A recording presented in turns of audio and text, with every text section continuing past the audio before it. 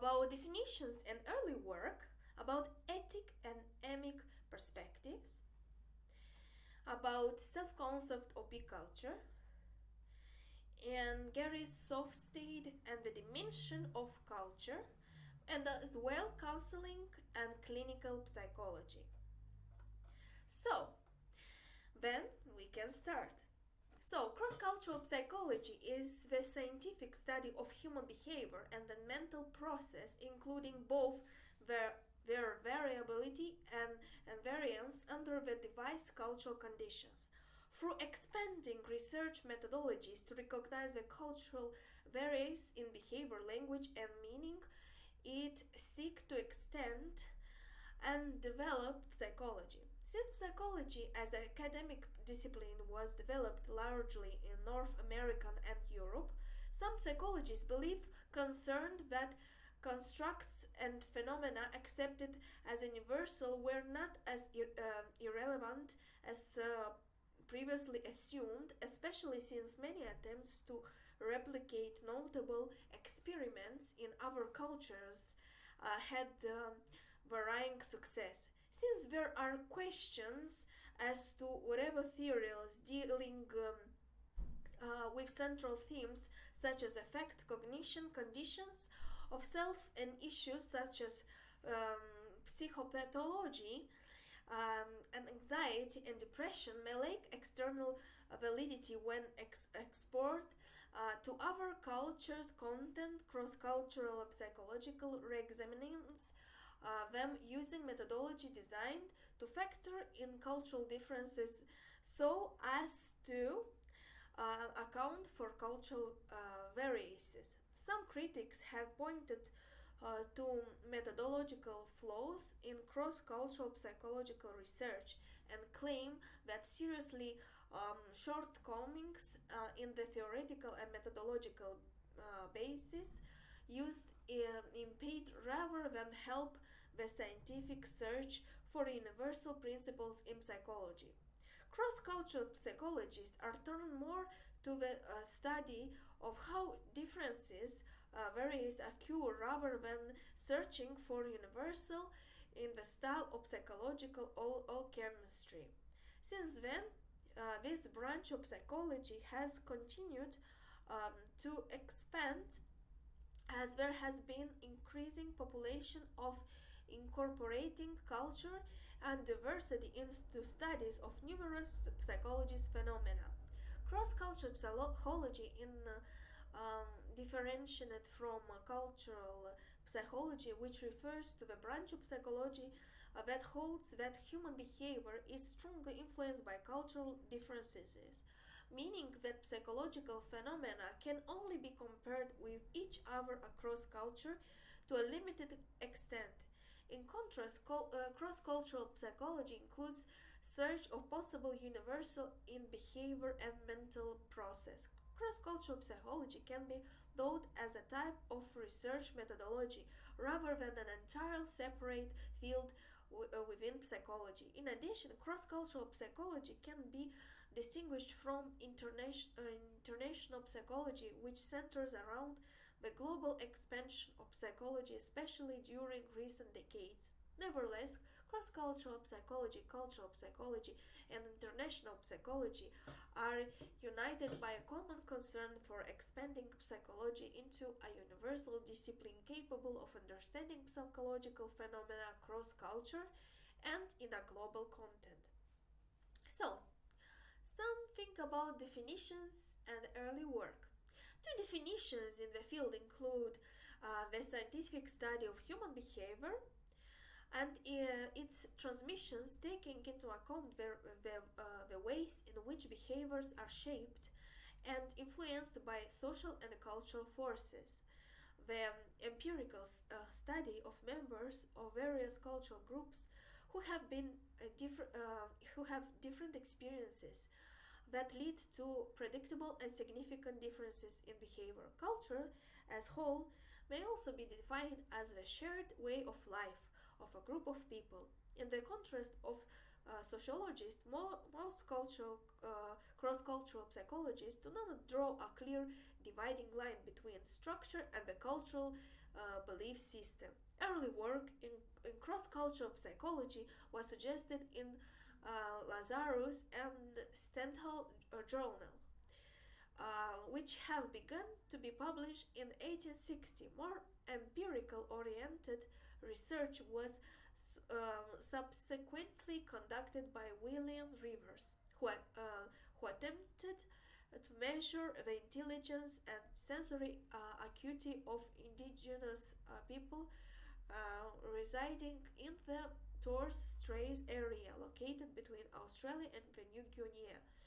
The father of modern psychology, William Wundt, published 10 volumes, uh, a kind of historical oriented cultural psychology, but those volumes have been only limited influence in the English speaking world.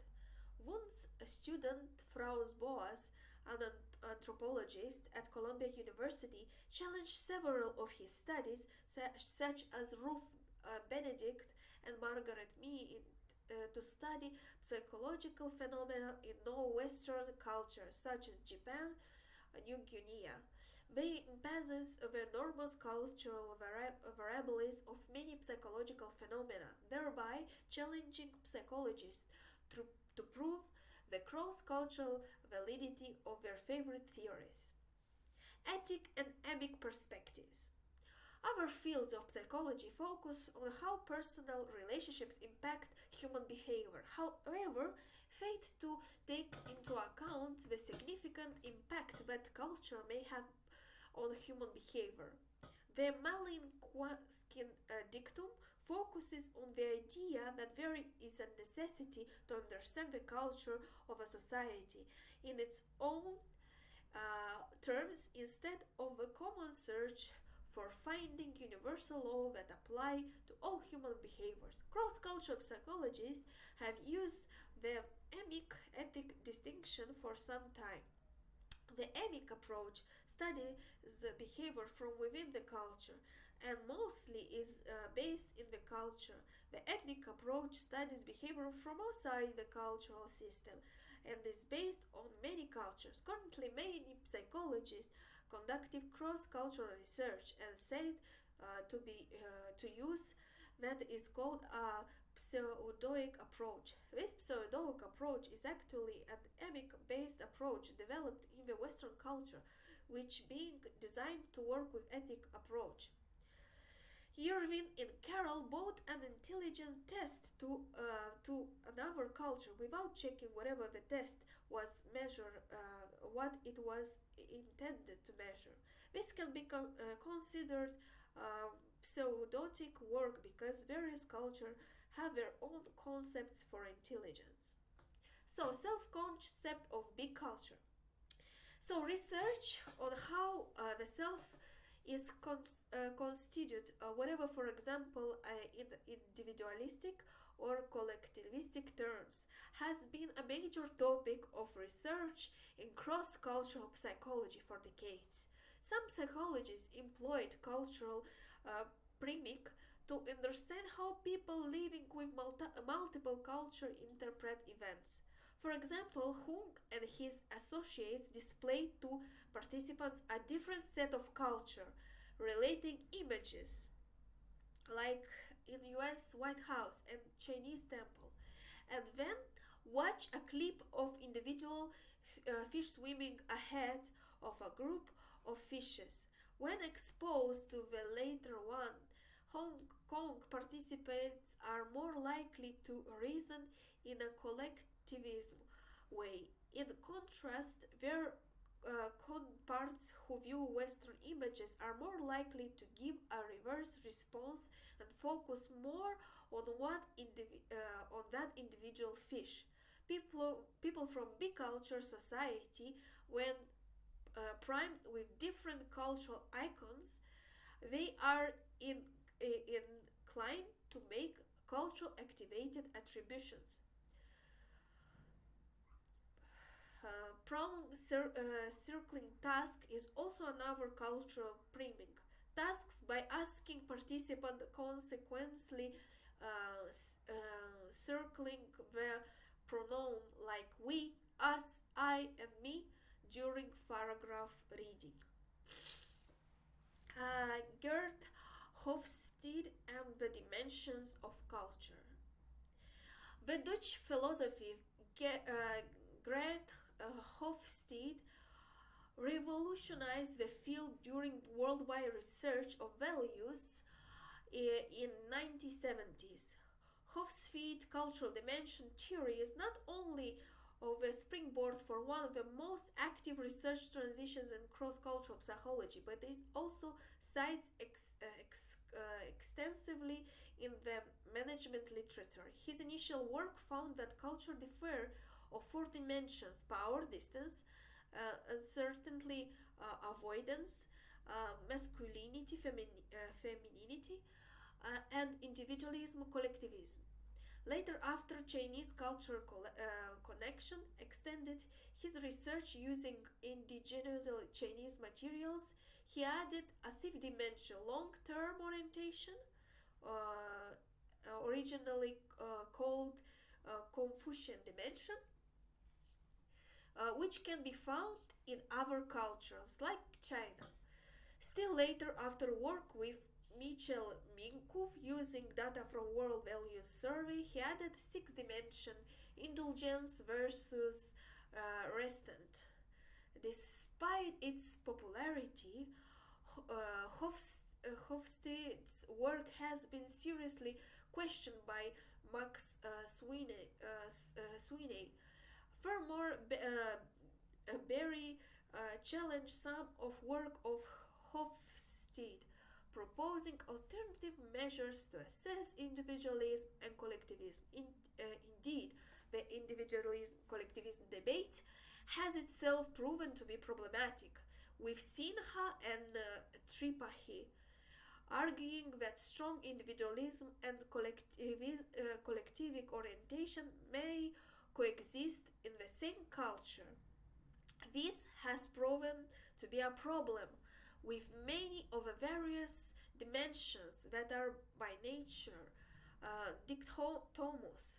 Culture are much more complex and contextualizedly based on the represent in the inflexible dimensional representations.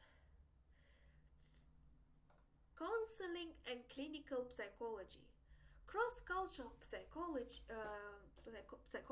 and counseling psychologists like Gersten or Moodley or Paul Pedersen have applied principles of cross-cultural psychology to psychologists worldwide. Additionally, the book Gillen's, Jewish G. Dragus, and Jefferson Principle of Multicultural Counseling and Therapy contains numerous chapters on the application of cultural counseling and are all listed in the book and focusing on different kinds of culture and in a way of therapy that is known as cultural sensitivity. For example, in their therapy, they created a fourth line of space that allows children and adolescents to reflect on difficulties they may be facing. Furthermore, the book is it is stated that various countries are now starting to incorporate multicultural intervention into the counseling practices. The countries listed are China, Israel, Australia, Serbia, Malaysia. Lastly, in the chapter titled Multiculturalism and School Counseling, creating relevant comprehensive guidance and counseling programs, Lindwall proposes a way to incorporate cultural competence into school counseling programs. Specifically, they emphasize the necessity of a counselor having a multicultural competence and the ability to apply this knowledge when working with persons of a variety of ethnic backgrounds. In addition, several recent volumes have been reviewed the state of counseling psychology and psychotherapy around the world while discussing across cultural similarities and differences in counseling practice.